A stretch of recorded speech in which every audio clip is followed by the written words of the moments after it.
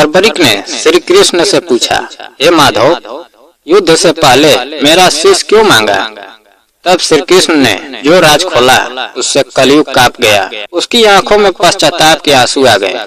वह बोला, हे प्रभु, मुझे क्षमा करें, मैं अपने शक्ति के अभिमान में अंधा हो गया था। दोस्तों, कुरुक्षेत्र की धरती उस समय युद्ध की आहट से कांप रही थी। चारों ओर रथों की गर्जना, शंखों की आवाज और योद्धाओं के प्रण गूंज रहे थे। पांडव और कौरव दोनों अपने अपने धर्म को सही ठहराने में लगे थे, लेकिन इन सब के बीच एक ऐसा योद्धा था जिसकी एक प्रतिज्ञा पूरे महायुद्ध का परिणाम बदल सकती थी। उसका नाम था बर्बरिक। भीम का पोता और घटोत्कच का पुत्र था, जिसकी शक्ति का अंदाजा देवता भी नहीं लगा सकते थे। उसके पास 3 ऐसे बाण थे जो किसी भी युद्ध का अंत पल भर में कर सकते थे। एक बाण दुश्मनों को चिन्हित करता था, दूसरा मित्रों को और तीसरा बाण पूरे युद्ध का अंत कर देता।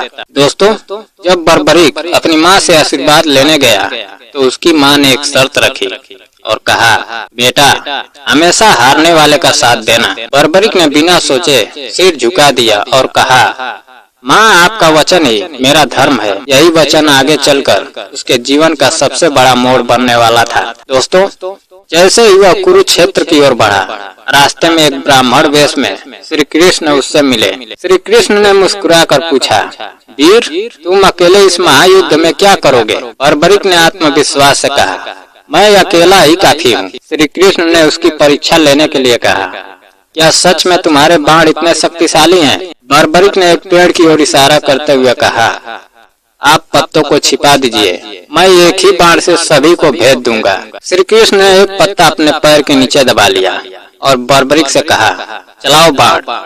दोस्तों, जैसे ही बर्बरिक ने बाण छोड़ा, वह हवा में घूमता हुआ हर पत्ते को भेदता गया और अंत में श्री कृष्ण के पैर के पास मंडराने लगा, मानो कह रहा हो कि छिपा हुआ पत्ता भी भेदना है। श्री कृष्ण समझ गए, यह वीर अगर युद्ध में उतर गया तो उसकी प्रतिज्ञा उसे बार बार पक्ष बदलने पर मजबूर करेगी और अंत में पूरी धरती पर सिर्फ विनाश बचेगा।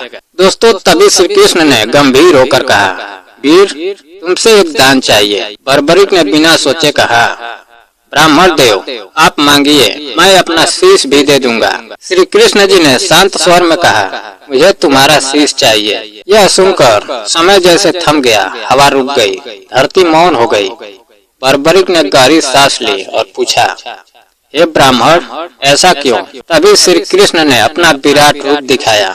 चारों ओर प्रकाश फैल गया, देवताओं का आकाश से आशीर्वाद बरसने लगा और बर्बरिक समझ गया कि उसके सामने स्वयं श्री कृष्ण खड़े हैं। वह तुरंत झुक गया और बोला, प्रभु, आपका आदेश मेरे लिए वरदान है, लेकिन कारण जानने की इच्छा है।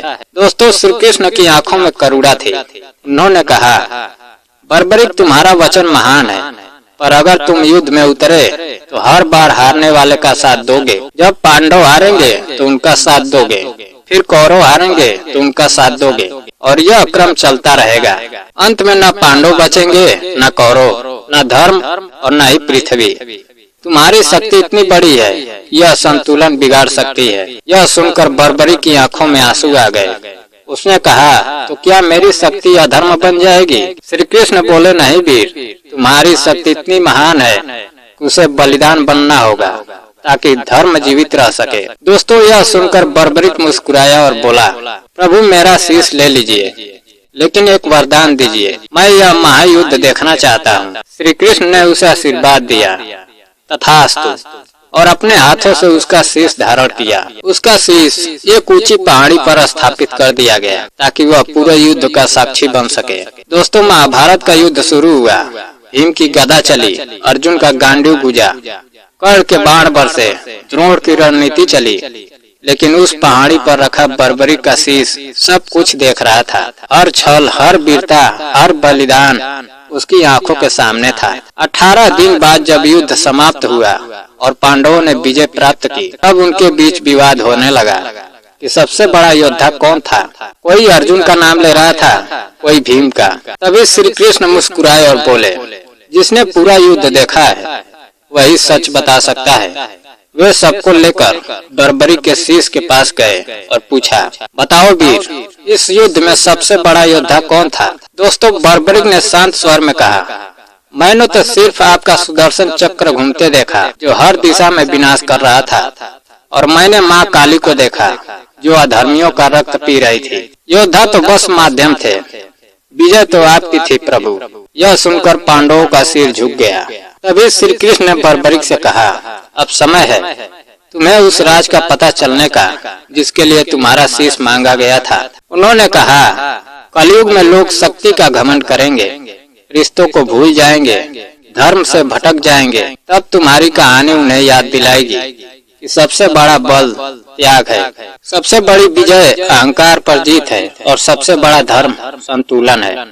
दोस्तों, यह सुनकर बर्बरीक रो पड़ा और बोला, हे प्रभु मुझे क्षमा करें, मैं अपनी शक्ति पर गर्व करता रहा, पर आज समझ आया कि शक्ति का अर्थ सेवा है, विजय का अर्थ त्याग है, और सच्चा वीर वही है जो अपने अहंकार को काट दे। श्री कृष्ण ने उसे आशीर्वाद दिया और कहा, कलयुग में तुम खाटू श्याम के नाम से पूजे जाओगे, हारे का सहारा बनोगे, और जो सच्चे दिल से तुम्हें पुकारेगा उसकी लाज रखोगे। दोस्तों, तभी से बर्बरीक खाटू श्याम के नाम से पूजे जाते हैं।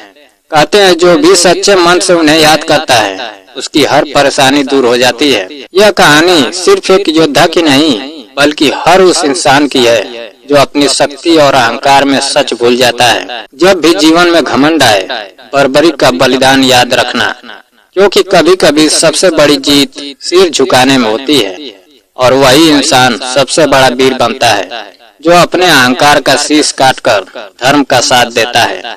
दोस्तों, अगर कहानी पसंद आई हो तो वीडियो को लाइक और चैनल को सब्सक्राइब करना ना भूलें। जय खाटू श्याम।